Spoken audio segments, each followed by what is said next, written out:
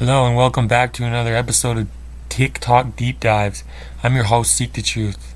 Today, we're diving into one of the most famous conspiracy theories in music history, the Paul is dead theory. Did Paul McCartney really die in 1966 and get replaced by a look-alike? Let's find out. The Paul is dead theory began in 1966 when the rumors started circulating that Paul McCartney had died in a car crash and was replaced by a look-alike named William Campbell. The theory gained traction in 1969 when a college student called into the radio show claiming to have found hidden clues in the Beatles songs and the album covers. So let's deep dive into our first video.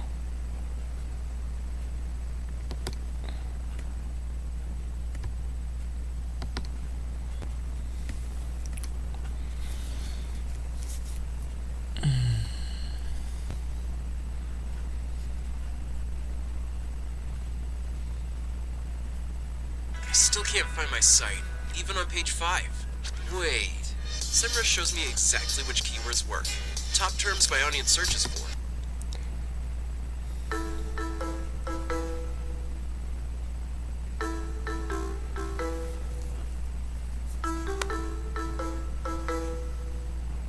The bigger the name, the weirder the theory. And this is the original insane rock and roll conspiracy theory. Paul McCartney became a household name when he rose to prominence as part of the Beatles. But in 1969, a rumor spread that Paul McCartney was not Paul McCartney because Paul McCartney had died and been replaced by an imposter. This was the infamous Paul is dead theory. According to this theory, Paul died in 1966 in a car crash. The crazed minds of obsessive Beatles fans came up with the rest of the story. According to the story, Paul McCartney died on November 9th, 1966, after his car skidded off an icy road.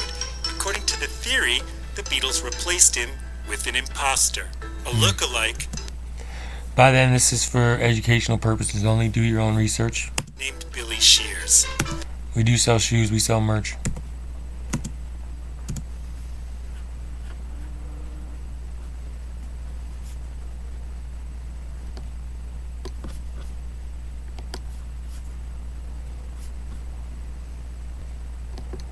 It made absolutely no sense, since according to the theory, Billy Shears would have written the Beatles' biggest hit up to that point, Hey Jude.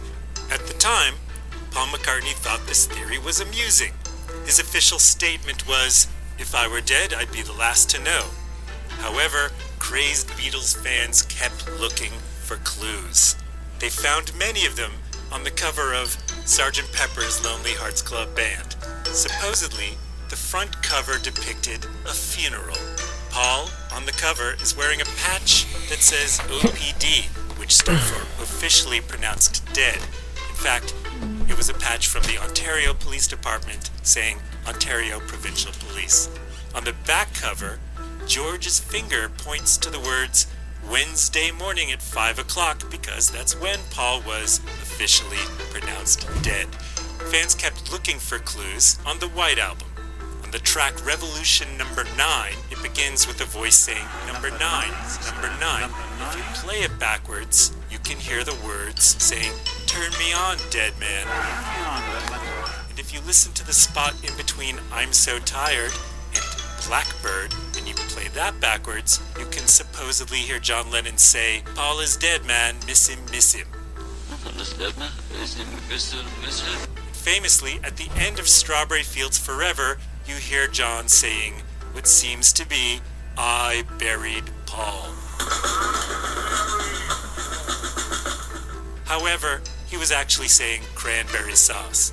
Because it was October 1969 and the Beatles' new record was Abbey Road, that's where people looked most closely for clues. On the cover of Abbey Road, the four Beatles are crossing the street toward their studio. However, people came up with a theory that it's a funeral procession. John is wearing white because he's the preacher. Ringo's dressed in black because he's the undertaker. And George is bringing up the rear, wearing blue jeans because he's the gravedigger. And Paul is wearing black, like the corpse. He's out of step with the others. He's smoking and pointing a... So there you have some evidence. to support it. So proponents of the theory point to various clues hidden in the Beatles' music and album artwork. For example, on the cover of Abbey Road, Paul is barefoot like we just seen in the video. They said him being close to the earth is a symbol of death, right? There's a few things we already ran through, but we're going to run through some more, so let's deep dive. Snorkel face.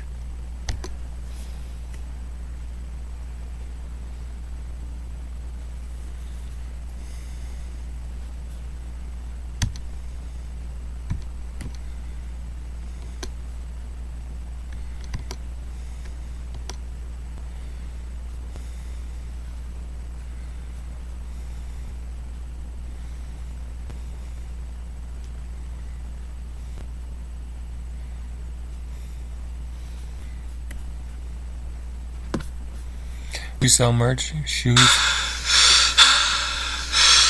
shirts, more.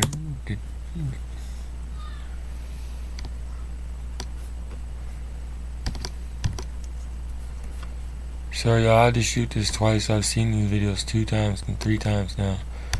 So, What the fuck?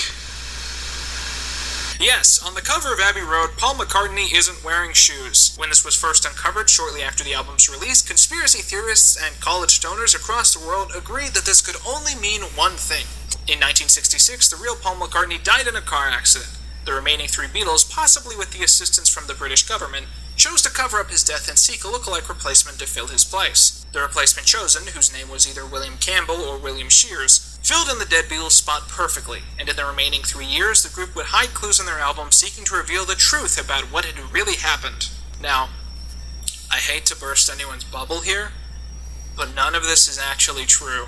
Paul McCartney is still alive, he still makes albums, and in the most horrific revelation of all, he still wears shoes. But for many years after the Beatles broke up, and again after the invention of the internet, many people believed that he was, in fact, dead as a doornail. To this day, fringe eccentrics are still trying to prove that all of this is true, many releasing tell-all books and documentaries trying to reveal the Beatles' darkest secret. Today I would like to take a deep dive into the Paul is dead phenomenon, partially because I am very much a Beatle enthusiast and I so rarely get to talk about it on this channel, but also because I believe Paul is dead to be one of the first prototype conspiracy theories. In some weird way, if we understand the mentality of Paul is dead, how it gained for Paul's.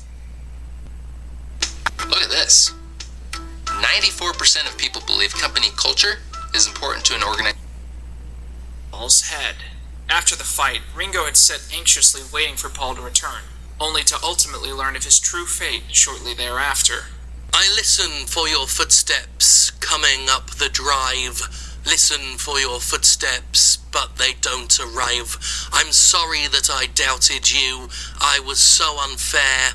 You were in a car crash, and you lost your hair.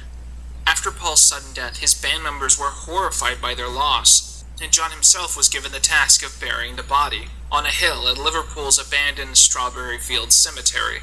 They were sworn to secrecy, as the government assisted them in replacing Paul with a near lookalike who began the difficult task of finding acceptance in the group. But despite this, John couldn't help but plant clues hinting to the truth of what happened that night in November 1966. When listening to the end of the song I'm So Tired, one can hear what seems to be John muttering utter gibberish. But when playing the album in reverse, the song Strawberry Fields features at its end a reprise which is sort of random and serves no real purpose, unless one stops to listen for John's voice, which is clearly an admission of guilt. But the most famous out of all the clues can be found by playing the infamous number 9 in reverse, changing the start of the song to a cryptic end.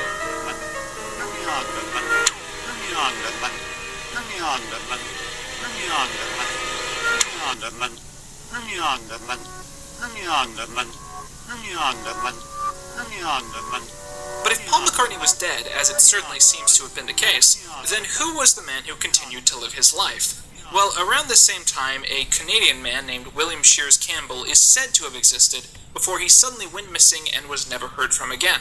This new Paul. Cap Canada, what's up?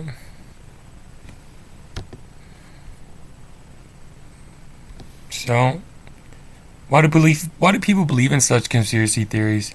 Psychologists suggest that humans have a tendency to look for patterns and confirmation of their beliefs, even if they're based on false or weak premises. The Paul is dead theory is a prime example of this phenomenon.